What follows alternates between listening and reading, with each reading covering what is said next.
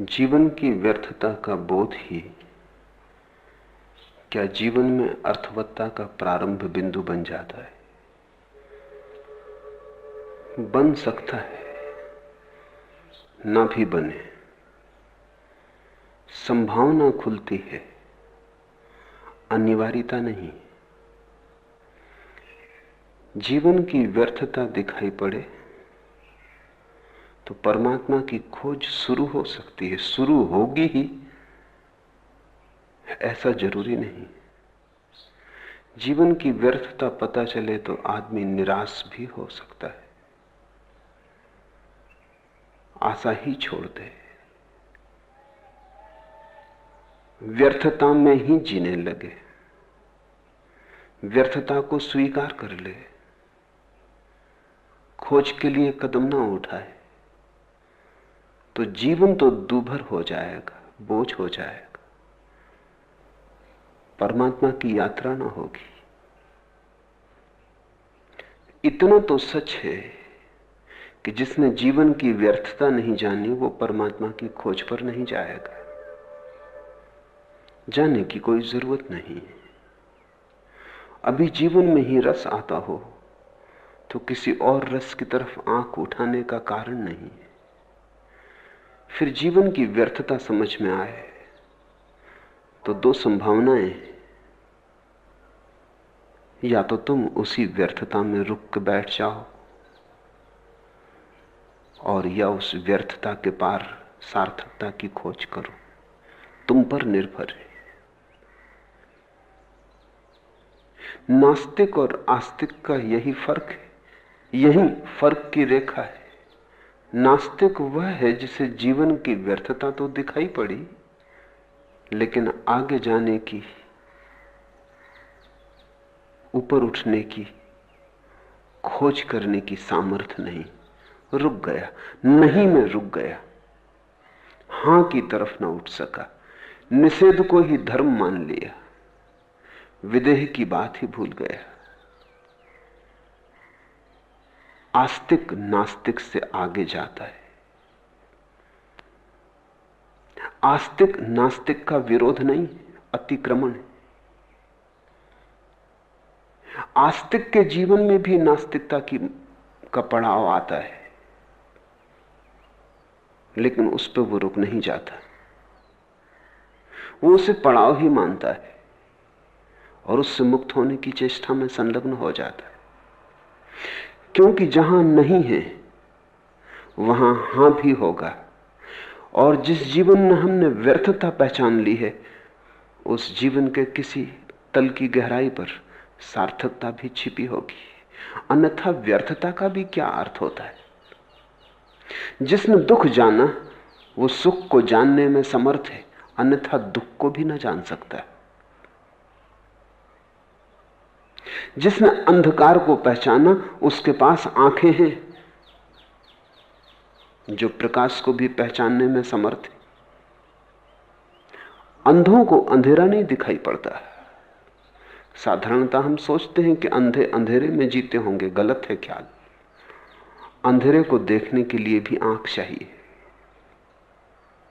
अंधेरा भी आंख की ही प्रतीति है। तुम्हें अंधेरा दिखाई पड़ता है आंख बंद कर लेने पर, क्योंकि अंधेरे को तुमने देखा है। जन्म से जन्मांध व्यक्ति को अंधेरा भी दिखाई नहीं पड़ता, देखा ही नहीं है कुछ, अंधेरा कैसे दिखाई पड़ेगा? तो जिसको अंधेरा दिखाई पड़ता है उसके पास आंख है। अंधेरे में ही रुक जाने का कोई कारण नहीं है।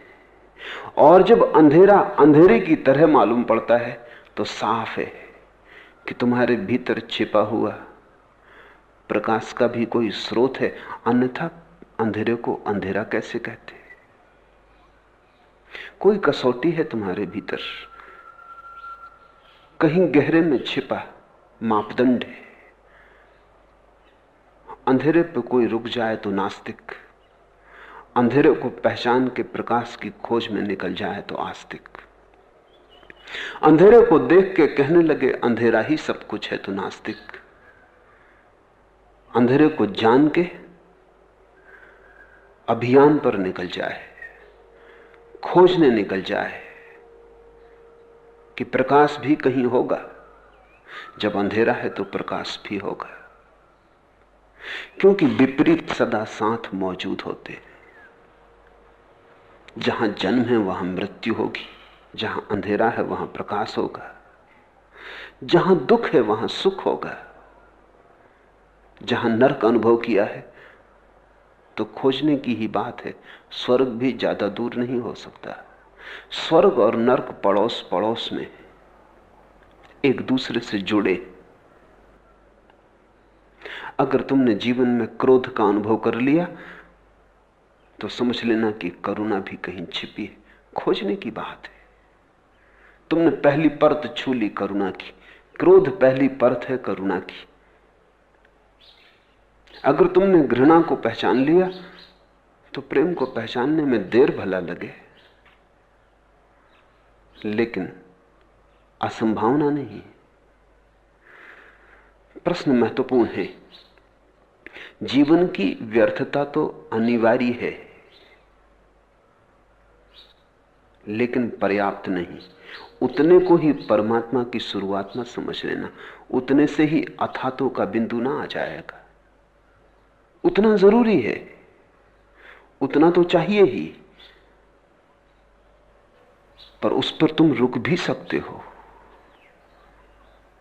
पश्चिम में बड़ा विचारक है ज्यापाल सात्र। वो कहता है अंधेरा ही सब कुछ है, दुख ही सब कुछ है, दुख के पार कुछ भी नहीं। दुख के पार तो सिर्फ मनुष्यों की कल्पनाओं का जाल है। विषाद सब कुछ है, संताप सब कुछ है, संत्रास सब कुछ है, बस नरक ही है, स्वर्ग नहीं। बुद्ध ने भी एक दिन जाना था दुख है, सात्र ने भी जाना कि दुख है। यहां तक दोनों साथ साथ, फिर राहें अलग हो जाती। फिर बुद्ध ने खोजा कि दुख क्यों है, और दुख है तो दुख के विपरीत दुख का निरोध भी होगा। तो वे खोज पर गए, दुख का कारण खोजा, दुख मिटाने की विधियां खोजी, और एक दिन उस स्थिति को उपलब्ध हो गए जो दुख निरोध की है, आनंद की है।